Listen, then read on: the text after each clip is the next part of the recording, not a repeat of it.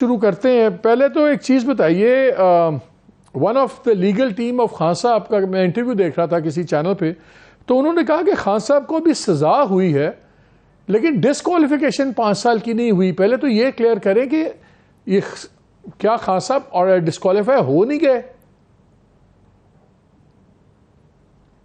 دیکھیں, عدالت نے تو ان کو سزا دی ہے نا, اب اس سزا کا نتیجہ کیا ہے ظاہر ہے اس کے نتیجے میں ان کو ڈسکوالیفائی تو کیا جا سکتا ہے. میری شاید دانست میں الیکشن کمیشن نے پہلے ہی ڈسکوالیفیکیشن کا آرڈر کر دیا تھا, لیکن اگر نہیں کیا تھا تو اس فیصلے کی بنیاد پہ وہ آرڈر کیا جا سکتا ہے. یہ اب ایک ضابطے کی کارروائی ہوگی, اس لیے جب تک یہ سزا موجود ہے ڈسکوالیفیکیشن ہو سکتی ہے.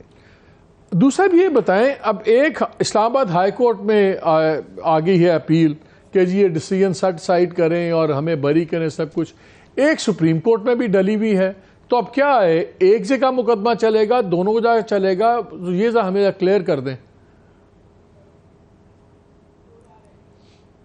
جی مجھ سے پوچھ رہے ہیں؟ جی جی جی دیکھیں, اپیل تو جو سزا ہوئی ہے, جو فیصلہ ہوا ہے اس کے خلاف اسلام آباد ہائی کورٹ میں ہی چلے گی.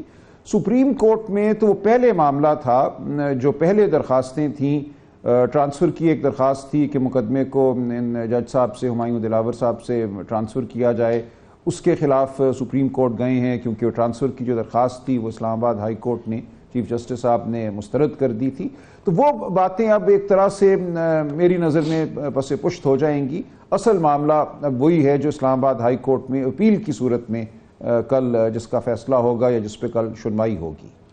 سلمان, ایک یہ بھی بتائیے, کافی اس پہ بحث چل رہی ہے کہ جی نارملی ایسے کیسز کے اندر جو ہے وہ بیل بڑی جلدی مل جاتی ہے, اگر 3 سال سے نیچے سزا ہو, سینٹینس بھی سسپینڈ ہو جاتا ہے, سب کچھ ہے.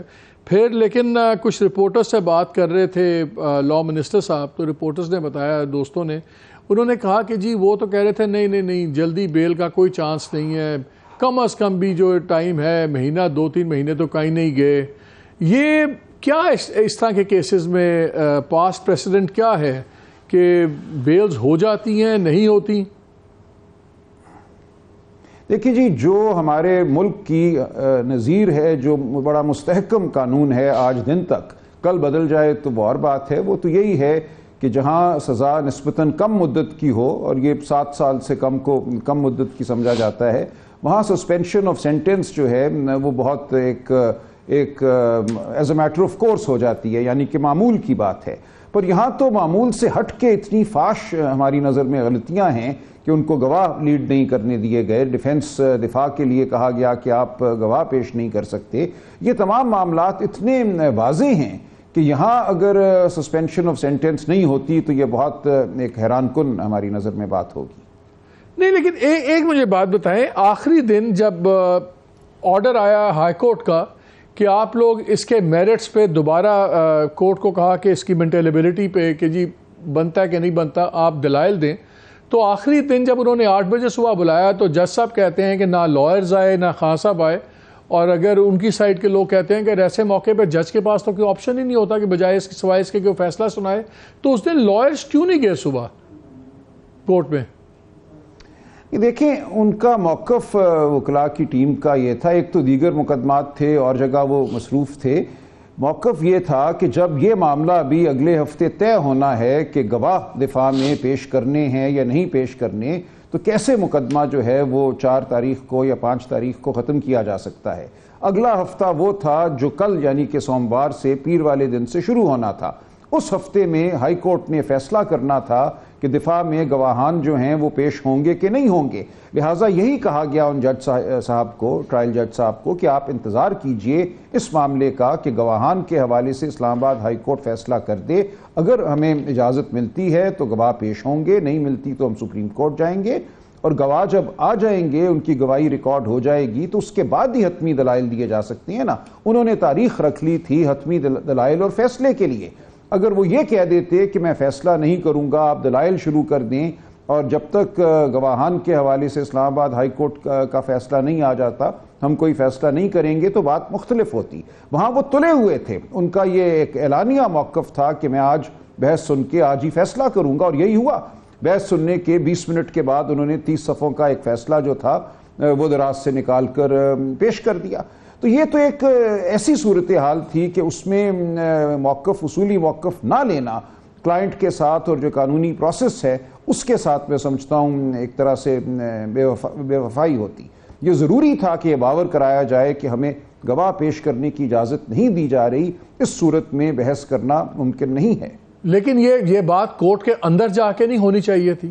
اگر لائرز بھی کورٹ کے اندر گئے، لوگ بالکل گئے، ایسا نہیں گئے ہیں، ایسا نہیں ہے کہ کوئی بھی وکیل وہاں پیش نہیں ہوا، گئے ہیں. یہ بات مان صاحب یہ بتائیں، ابھی آپ نے مروت صاحب کی بات سنی، انہوں نے کہا کہ جی ہم نے جولائی 3 کو اپلائی کیا تھا کہ ریکیوز کر لیں، اور اگر وہ نہیں کرتے تو پھر ہم آگے نہیں جائیں گے، ہم سپریم کورٹ کے پاس جائیں گے. یہ ریکیوزل تو جج صاحب کی مرضی ہے. یہ جب مجھے یاد ہے جب یہ پی ایم ایل این والے اس طرح کی باتیں کرتے تھے تو اس سائٹ سے ہم سنتے تھے کہ جی جج شاپنگ کی ہم اجازت نہیں دے سکتے. تو یہ بھی پھر اب جج شاپنگ بھی اب دوسری سائٹ کہے گی. تو کیا اس بیسس پہ سپریم کورٹ اکوموڈیٹ کر سکتی ہے کہ جی یہ پٹیشن آ گئی ہے کہ جی ہمیں چیف جسٹس صاحب پہ اعتبار نہیں ہے اسلام آباد ہائی کورٹ کے، لیکن وہ اپنے آپ کو ریکیوز نہیں کر رہے، تو آپ حکم دیں یا کوئی اور بنائے یا کوئی اور؟ یہ تو پیورلی جج کے اوپر نہیں ہے. کیا اس میں انٹروین کر سکتی ہے سپریم کورٹ؟ دیکھیں، اس بارے میں کچھ زیادہ نہیں کہنا چاہوں گا. کل عدالت میں کیا ہوگا یہ ابھی بات نہیں ہو سکتی. مروت صاحب نے ایک رائے دی ہے، لیکن کل جو ہے مشاورت سے یہ طے ہوگا کہ عدالت میں کیا کہنا ہے، کیا کرنا ہے، دلائل دینے ہیں نہیں دینے. اس لیے اس وقت میرے لیے ممکن نہیں ہے کوئی حتمی رائے اس حوالے سے دینا. نہیں، میں اس چیز پہ رائے نہیں مانگ رہا کہ کل کیا ہوگا. میں تو آپ سے یہ رائے مانگ رہا ہوں کہ اگر ایک ہائی کورٹ کے جج صاحب اپنے آپ کو ریکیوز نہیں کرتے تو ایک مقدمے سے، اور وہ جو سائل ہے وہ سپریم کورٹ کے پاس چلا جاتا ہے کہ جی جج ہائی کورٹ کے اپنے آپ کو مقدمے سے علیحدہ نہیں کر رہے، مجھے ان پہ اعتبار نہیں ہے، اس لیے میرا مقدمہ یا کسی اور کے پاس اب حکم دے لگے یا آپ اس کو سنیں، کیا یہ سپریم کورٹ کر سکتی ہے یا کرتی ہے؟ یہ میں پوچھ رہا ہوں. دیکھیں، سپریم کورٹ کے پاس اختیارات تو مکمل انصاف کرنے کے حوالے سے لامحدود ہیں، اور کچھ نظیریں ماضی میں موجود بھی ہیں جہاں سپریم کورٹ نے ایک بینچ سے مقدمہ لے کر دوسرے بینچ کو دیا ہے اپنے انصاف کرنے کی طاقت کے تحت. اس سے زیادہ میں کچھ نہیں کہنا چاہتا. ٹھیک ہے، چلیں یہاں پہ ہم ایک بریک لیتے ہیں. بریک کے بعد آ کے اور اس معاملے کو ذرا سمجھنے کی کوشش کرتے ہیں اور الیکشن کے اوپر بھی بات کریں گے. سینسس کا لیگل سٹیٹس اس وقت کیا ہے، کتنا اس میں کیا صوبوں میں changes?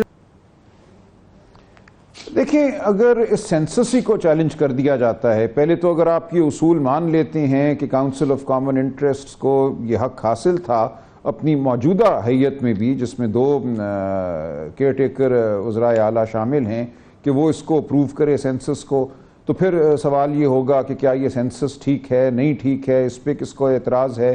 Council of common interest. لیکن Salman if I may interject، جو آئین میں سمپلی یہ لکھا ہوا ہے کہ چیف منسٹرز ممبرز ہوں گے، اس میں یہ نہیں لکھا ہوا الیکٹڈ ہیں یا کیئر ٹیکر نہیں ہوں گے. تو یہ بھی اعتراض کیا جا رہا ہے کہ جی they are not barred from taking this decision.